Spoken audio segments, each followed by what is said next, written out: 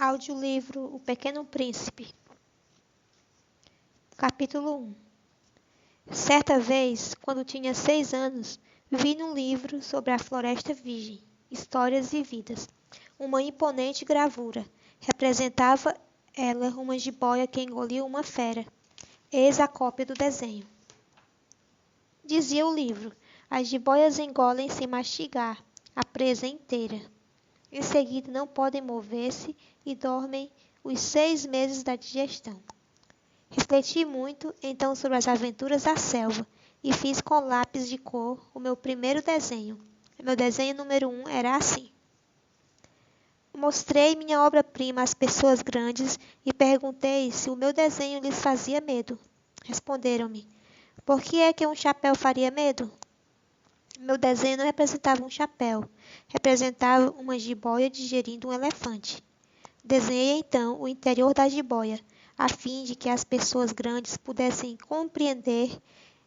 Elas têm sempre necessidade de explicações. Meu desenho número 2 era assim. As pessoas grandes aconselharam-me deixar de lado os desenhos de jiboias abertas ou fechadas e dedicar-me de preferência à geografia, à história, ao cálculo, à gramática. Foi assim que abandonei aos 6 anos uma esplêndida carreira de pintor. Eu fora desencorajado pelo insucesso do meu desenho número 1 e do meu desenho número 2.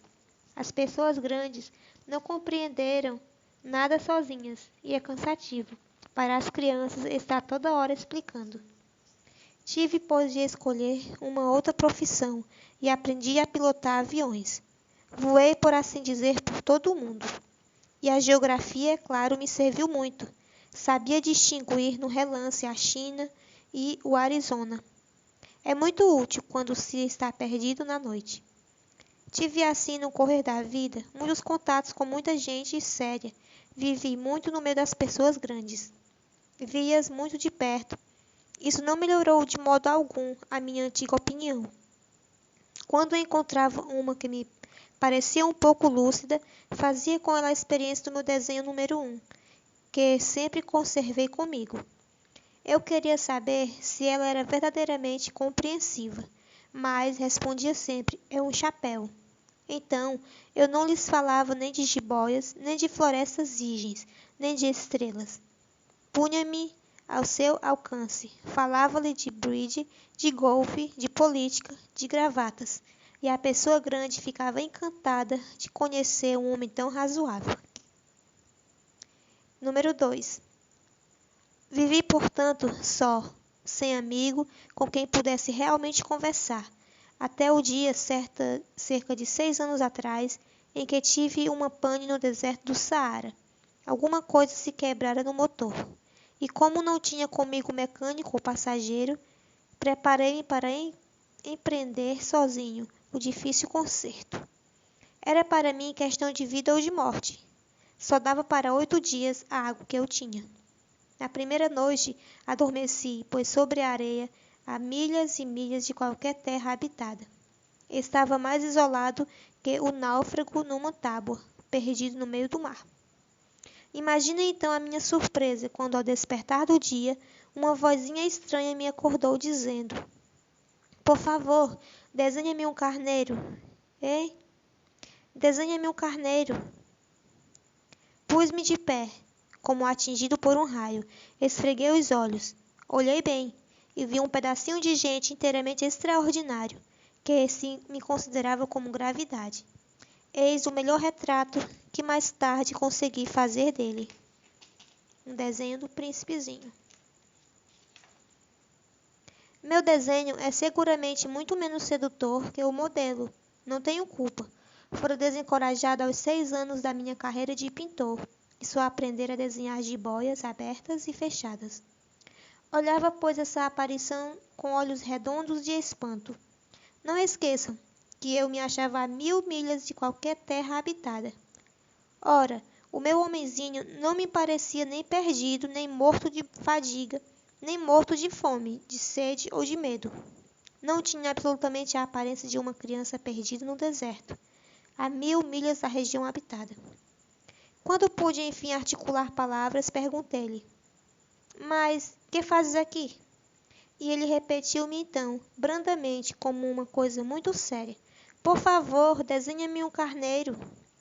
Quando o mistério é muito impressionante, a gente não ousa desobedecer. Por mais absurdo que aquilo me parecesse, a 1000 milhas de todos os lugares habitados e em perigo de morte.